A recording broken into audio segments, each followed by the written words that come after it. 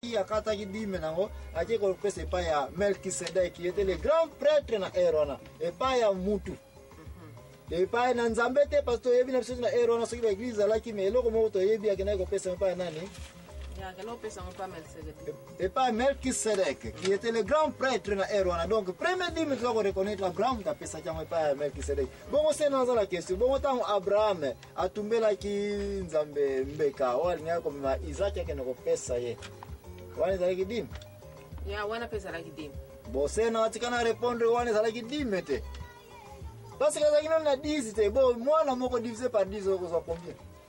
Deux places on a vendre koto zali ko ya pour vous comprendre bien était. Dim ezali il faut qu'on na 10 divisé par 10. 1.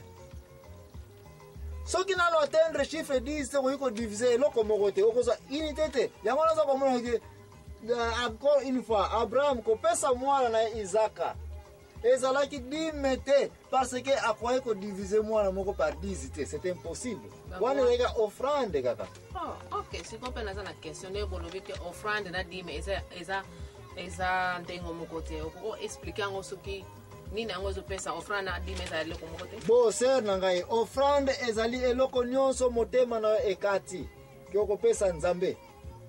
Wana ezali nini offrande na kaya Adam na kaya ya Abel tango za ko tumbela Nzambe mbeka kaya pa za ko tumbela Nzambe mbeka n'est-ce pas bongo siko tango za ko tumbela Nzambe mbeka nini ngo za ko pesa azako pesa ba planète ba bibwele ko nyonso motema ne esepela ki obligation ezali wana na dime eza obligation ezali mena offrande na offrande encore une fois merci sœur na ngai offrande ezali obligatoire te offrande ezali volonté ya mutu n'est-ce pas Mexico pona na offrande za toujours ya mike bon offrande yango na tozali koloba ete mesure na yo mutu olingi ko gagner de Nzambe comment olingi Nzambe a bénir yo nde yango na décision na yo okopesa evele okozope bénédiction ya trop okopesa muke osengeli bon yo moko za kokata alors na éviter peut-être bato ba yebi penda tina na ngote parce que olingo zo mamutu moko alingo zo ba bénédiction muka ezate bato nyonso bazo wala ba ya mwana se na soko lingi bénédiction munene sala ni pesa offrande ya kapena kilo ya munene mais siko dime soki mutu ayena mbongo par exemple $250 akitsa wana ye wana be dime na ye bon so ayena $2 atena kati wana o dime na ngai to mutu so ayena 500 francs ate wana o dime na nga et puis mutu so ayena 50,000 francs akitisi wana o dime na ngai nani yango mutu alsa ko luka ba bénédiction makase pa na Nzambe bango nyonso na ndenge parce na offrande ozi koloba ete olingi bénédiction mingi pe tsape mbongo ya trop olingi muke tsape mbongo muke donc offrande za ko décider comment bénédiction ozali ko luka na miso Nzambe mais siko na dime tozoyi pe na équation na te ba musuwa zo tsambongo ya trop ba musuwa za ko tsambongo ya muke wapi oyo siko yo ser na nga yebisa nga ye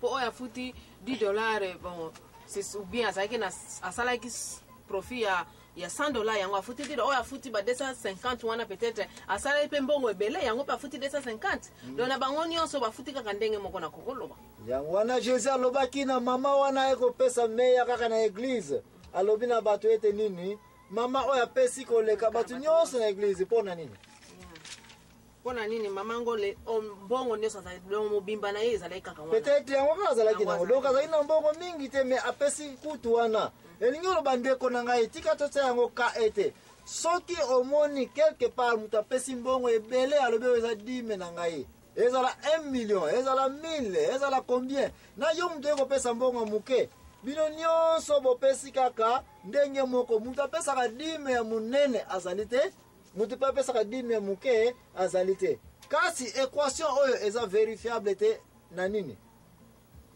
na offrande na offrande jamais moto apesi mingi apesi nini mingi moto apesi muke apesi nini muke sikoyo nga mpe naza na question mpona nini bazofosaka bato bakende kofutaka badimi bambongo ebelebele bon merci mingi ser nanga na question oyo uti kotuna mpona nini bato bazali koforce bato bakende kofuta badime tika nayebisa yo ete estce si otanga quelque part bato baza koloba balévitique comment lévitique oyebi ke c'est lévitique Levitique eza misali ya Nzambe na tango kala. Merci mingi. Koma Levitique uta wapi? Eza na ba nani ba oyo baza na nani na tribu ya Levi. Merci mingi. Bandeko, kombo ya dime place ko bimela avant to lovela dime foto kena na source. Na lobaki na yote Abraham pesa ki dime ne pa nani? Et pas Melchisedec. Melchisedec est mutu. Église était. Melchisedec azalaki le grand prêtre, mais so babi le grand prêtre yeba je koyuza grand prêtre soki lisanga ya bato ezalite, mais toto sukana wana. Abraham apesaki dime ne pa Melchisedec. Awa to yekota na mukanda Lévitique. Nzambe ndenge lobi oza na raison que bana ya Jacob parmi les 12 enfants, mwana moko babenga ye kombo ya Levi. Bana na nyonso tribu nyonso wana libota nyonso baza kobenga libota ya nani? Ya ba Levitiko. Ba Levitiko, tout comme bana Israël, ba les 12 tribus, chaque moine, chaque tribu, ezaki na dona bamusu na don ya ba prophétie, bamusu don ya ba guerrier ko na guerre, bamusu don ya ko eba ko interpréter ta ya ba makambo ko salema, mais Lévitique o bana Lévi précisément, bazaki na don spécial ya ko yeba ko salela Nzambe très bien, bazaki bien collé na intercession.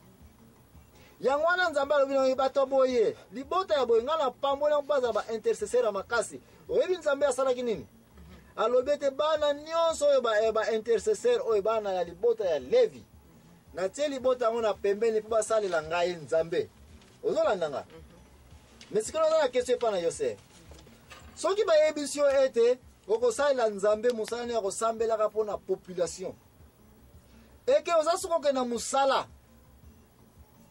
place nyonso ke kosala na musala babengi yo soit na téléphone cellulaire ne babise bondela mpona kaya mama tel aza siko na hôpital bondela mpona kaya frère tel bakangi aza na prison kuna to situation tel eza koleka difficulté yo mosali ya Nzambe sambela est-ce que kozala na temps ya kosala na temps kozala na musala ozala na temps ya kona kovise na prison na hôpital na temps il faut kende yo mpe na bilanga okozala na temps ya wana te siko toyoka na malamu elingi olobake bato oyo soki Nzambe asaki bango na pembeni ba Lévitique bakokai mpe okende na guerre te bakoki kosala te parce que rôle nango ezali nini mpona kosalaka misala ya Nzambe est-ce que toyokani na point wana soki mpona kosalaka misala ya Nzambe question sikoyo eza koya lisusu ser na ngai soki olobi na bato basalaka kaka Nzambe basambelaka kaka baintercelaka kaka na bapriere mpona baka ya population ya peuple bamembre ya église question yango elanda ngai très bien ser na ngai yo moko moto olobi ke bakoki kosala te bana na ndako siko question na ngai yango oyo bakolia nini bakolata nini na ntango bazokende misala te